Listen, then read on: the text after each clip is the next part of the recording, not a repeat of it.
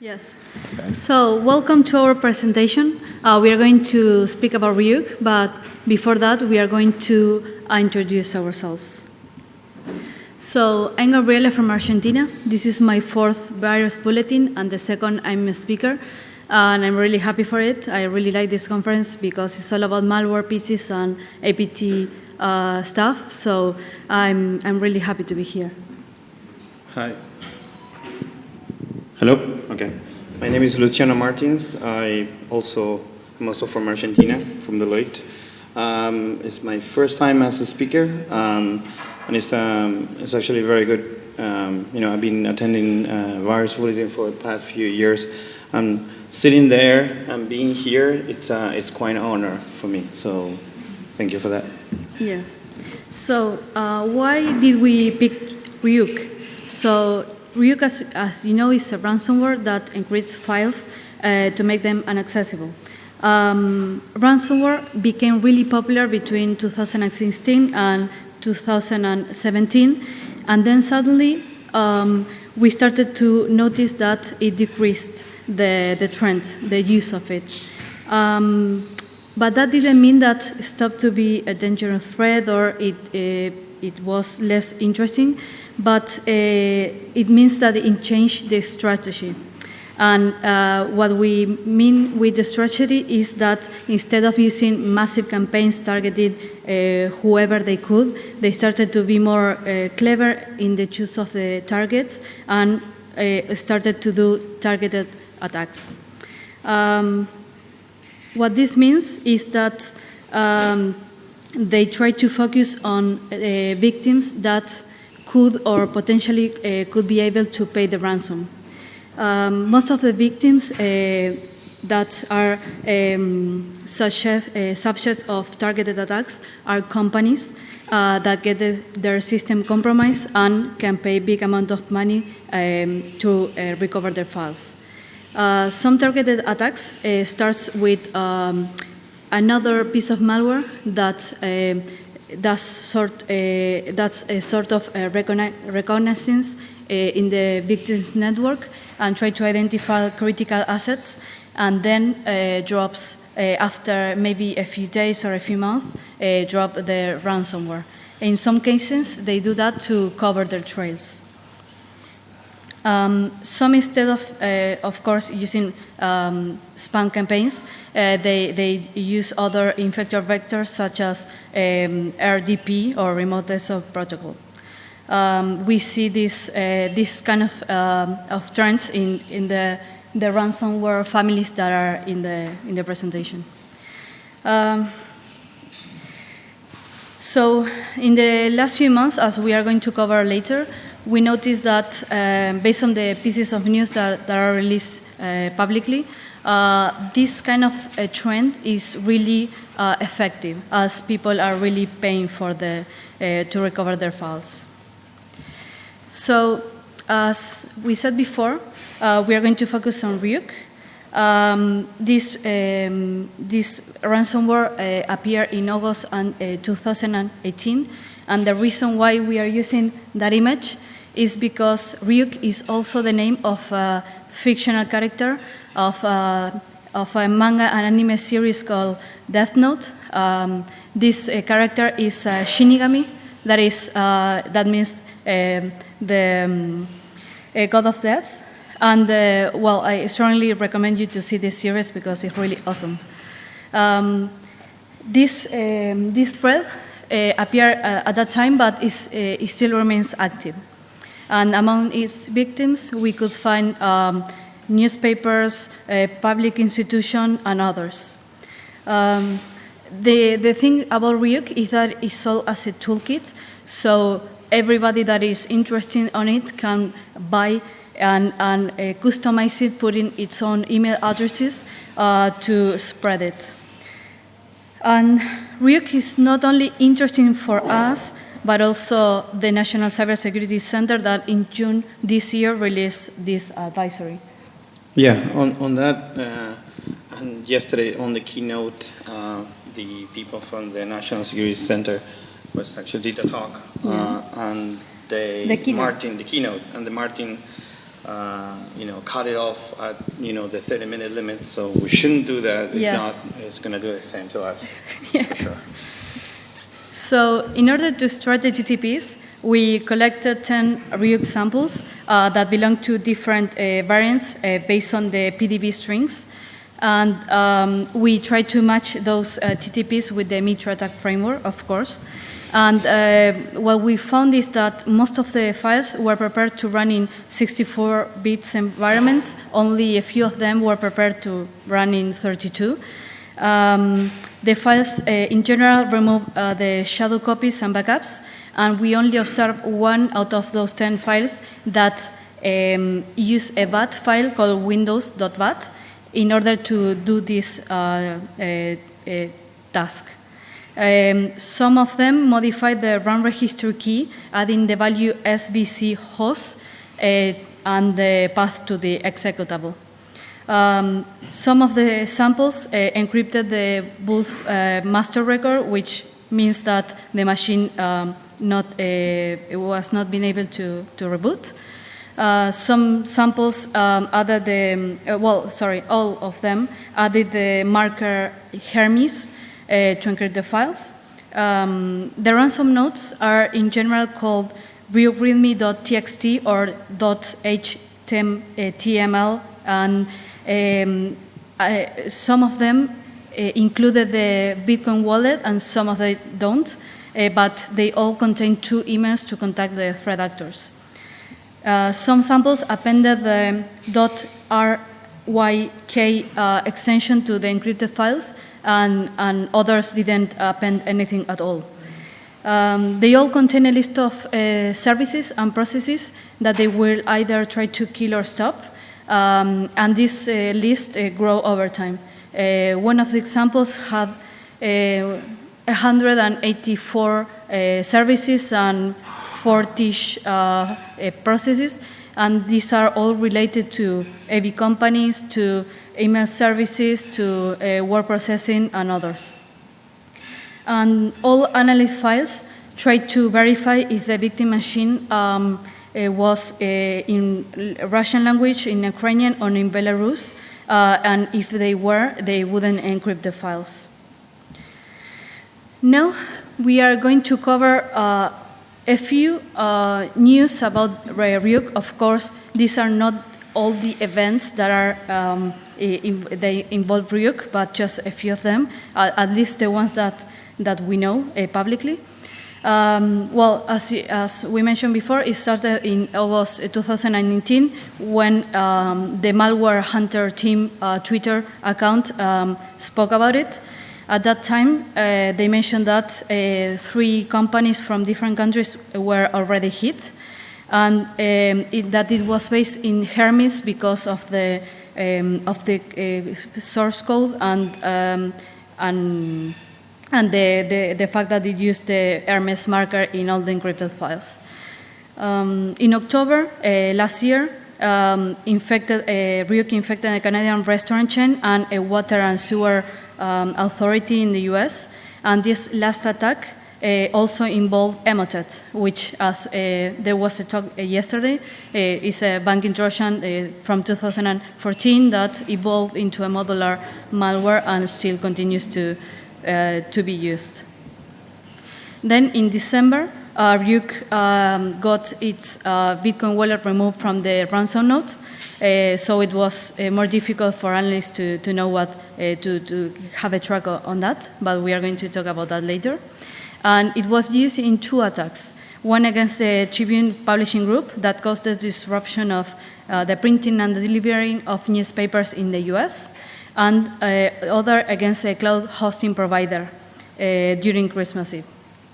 In January, Ryuk was unattributed to North Korea based on the fact that Hermes was attributed to Lazarus group, and they realized that the source code of Hermes was offered in underground forums, so everybody could just buy it and do or obtain it and do Hermes. And then it was attributed to Grim Spider, a suspected cell of Wizard Spider, which is a Russian-based or suspected Russian-based group. that spreads Trickbot, another banking Trojan that evolved into a modular malware. In March this year, the Jackson County email system was taken down after being affected with Ryuk. In April, the threat actor Fin6 used both Locker Goga and Ryuk against a company within the engineer industry, and also happened an attack which was called the triple threat, which means that they use Emotet to deliver Trickbot and then Trickbot to deliver Ryuk. In June this year, Ryuk added a functionality that was called IP blacklist to avoid infecting hosts that use an IP that was in that list. And also an Italian company got hit. And this last mention in July this year was when the LaPorte County got hit and paid $130,000 to recover their files. Based on the based on the Bitcoin transactions, since it appeared in August 2019, threat actors that use Ryuk were able to recollect $4 million US. And as we mentioned, at some point in December last year, they stopped putting the Bitcoin wallet, so it was really difficult for us to have a track on that. And the only way to know what they were offering was to contact them. So we did. Yeah. So we actually, start, for all the samples that we were getting almost every day or every few days, we just detonate it, and then we get, the ransom nodes, and then we just, email them, say, oh, can you, I'm being hit, can you just give us a hint how much cost is going to be? And, trying to communicate with the operators on the other side, right? So, as you can see in this, the responses, which is, have been published before by, I think, people from Tencent and some CrowdStrike too. It's quite polite. They will say, no, we'll be fair. We'll just give it 2 files. We'll look at it for you just to prove that we can do it. I know that.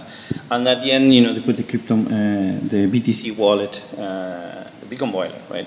And if one of the things that happened to us is that we started communicating with them, and it was trying to bargain on the price, right? It's like, oh, this is too expensive. Let's go something cheaper. You have a cheaper version of this thing, and we managed to get some discount a little bit for a ridiculous price, right? And to begin with, right? Yeah. But to be true, we were not the only ones to do it, right? This is news that we got, a few days ago in mid-September. Also other companies also trying to bargain on the same thing, right? So we're not the only ones. One of the things we did with all the responses, we sent like a few hundred emails across time to all the email address on all the detonations that we did for Ryuk, is that we got all the responses, and then we actually managed to to collect all of those, and we managed to collect around 40 to 45 different communication with the operators across time, and we just calculate all the the average price for all the BTC wallets that were given to us to pay. And that's kind of the number that you see there. $500,000. That's more than $500,000 to today's money, right? So 82 BTC was the average price for all the communication that we have for the operators. So of course, a regular, let's say, person couldn't be able to afford that. Yeah. Some of the things that happened to us within this communication across time is that we communicate with those emails that you see very small, sorry for that, but we wanted to put all of them, is that across time, the operators that were responding on those emails were giving us the same Bitcoin wallet, same one, across 6 months of campaigns, which we thought, is odd, right? It's a little bit odd. Maybe this is really, it's a subset of people here that is using as a preferred Ryuk to do some of the operations, some of the attacks. or they are trolling us. That's another option. But at least, even if they do that, they are all responding to those emails with the same Beacon wallet, with the same type of message across time, which is, some say it's an old thing to do, right? Maybe it's an op fail. We don't know about that, but it's something that is strange. The same use of the same Beacon wallet across a 6 month period, right? Yes. So, who is behind Ryuk? Of course, we are not in the attribution business, but we are going to talk about everything that was mentioned around this topic. So first, Ryuk was attributed to North Korea because the Lazarus group is suspected to be from that country. And they also were suspected to be behind Hermes. And well, as we already mentioned, Ryuk has a lot of connections with Hermes, but that was discarded later. Then they started to attribute it to Cryptotech, or a user using that handle. This user claimed in underground forums that they developed, or he developed, or she developed Hermes, and that he was going to release a new version of Hermes. That happened around June, and a month after June last year, and a month after he claimed that in the underground forum, appeared a new modified version of Hermes called Hermes 2.1, and that was supposed to be the Ryuk ransomware. Ryuk was also attributed to Green Spider, as we already mentioned, and this group is also attached to Trickbot, and they use it as access as a service to deliver Ryuk. Also, yeah, if you see the first, I would say, let's call it the first version of Ryuk, and probably, let's say, the last version when we did the analysis, this graphical representation, well, is trying to represent something called the code flow, just this IDA image. But you can see it's like, it's not technically the same thing, of course. This is, they represent all the cycles where the software goes and all the possibilities. And to be true, it's clearly not the same, but it has some similarities in terms of, some portions of the code in more than 4 or 5 different parts. This could be anything. This could be like it's being compiled with some other different compiler that produced some other different optimizations. It could be, another type of optimization from the linker. It could be multiple things. It could be like the Ryuk people, got access to the source code, and it's a totally different compiler and builder and all that, right? So to be true, even though it's used the Hermes marker in the past, as Gabi mentioned, it's not really the same thing. It's very, approximate in some areas, but it's not really the same thing. So we're trying to do some graph here because we're trying to bring some, let's say some data, some light on some of the events across time. So we gather, hundreds of, different Hermes samples. We gather some other hundreds of different, Ryuk, and we'll show some of that. Well, here we're trying to, project, and we, discard a lot of noise that we had in those samples for Hermes. We try to, see how many actually different compiled versions across time, and this is across 1 year, has been, compiled across time, right? And those are, the representation of that. It's about, 1 or 2 or 3, different versions, per, certain time, a few days on that. But then there's a huge spike on the, that's April 2018, where a lot of, different versions have been compiled. This could be, these maybe they switch to a different packer, which you will modify some of the subset internally and stuff like that. But there's no science, this is not exact science at all. But it shows represent time, in a time where some of the activity of the forums were claiming this software was not yet updated too much. And then, then we see this spike, which kind of, collides with the same argument. It right? matches what we said before. Yeah. Now we also trying to represent, the same graphical representation, same idea with the compilation times on the Ryuk samples. And here you see there's a spread across time. That probably means there are not that many new different compilation timestamp for each of the files. And then, as I mentioned, as part of the research we did, this like 600 different files that we got. And that is represented in this graph. So as you can see here, when the line moves from one place to another one, it's because on that given time and that given period of time, there were no new files being compiled. That could be, probably, more specific selection of target to be able to order, this software is used as a ransomware, as a service type of service, right? So you will probably not need produce as many because you're going after a specific targeted attacks, right? So that's kind of some of the light that trying to bring some of this graph. I would say there were not too many. And then we actually drew this, and this is actually in the paper, is that we're trying to represent if there was a real switch, let's say switch, when actual, the maker behind this, it was, going after, okay, you know what, as it was claimed on the news, you know what, I'm actually gonna switch the entire thing. I'm gonna probably, give it to somebody else, or give the code to somebody else to continue, or produce an entire new thing around it, right? So we're trying to, again, put the compilation times on times, and also put the compilation times on Ryuk, put it together in different colors, and this is what it represents. And the representation here is exactly when it was actually reported on the news, which is, a little bit odd, that entire switch. There are some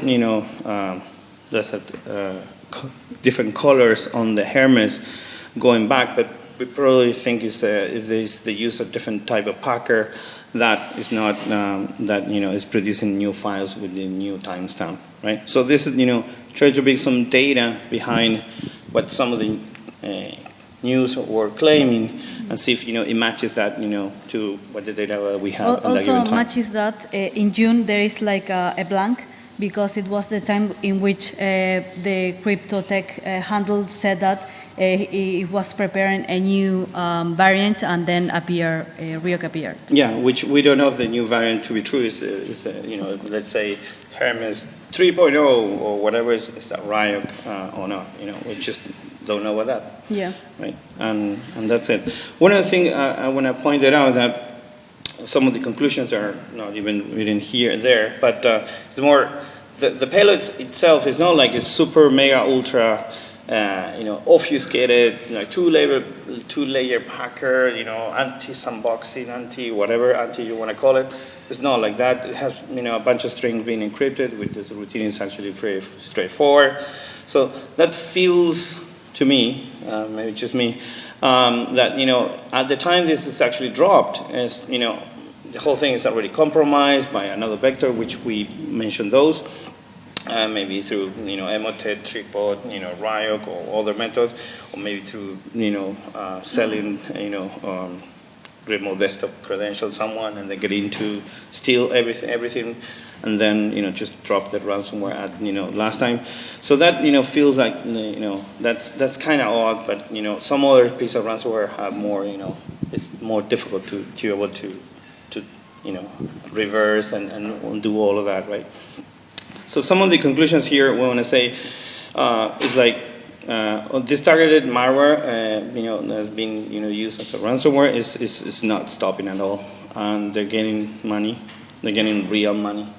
And some of the examples we put there, the Florida state paid $1 million to recover. That's a lot of money. And some others we saw in the news that were not included here, but there's still people paying for those. I was reading an article last night. There was one company that couldn't recover for medical medical data being decrypted, so they're just going bankruptcy. And some other today there was the news about the hospital being attacked in U.S. So this is not stopping at all, and we're not saying that it will stop or should stop, but it's not stopping at all. So I mean, Ryuk keeps updating, adding some new features, new piece of data, but in reality, it didn't change that much. So that's kind of it, and it continues to be used probably as a connection with some other piece of malware like Emotet, Trickbot. So we see that as a trend. We call it the triple threat thing. So that's kind of some of the conclusions are not too specific, but in general terms, right? Yeah. So I think I saw the letter. Yeah. Say 5 minutes. Okay, so probably we have 5 minutes. we have some time for questions, and thank you for being here.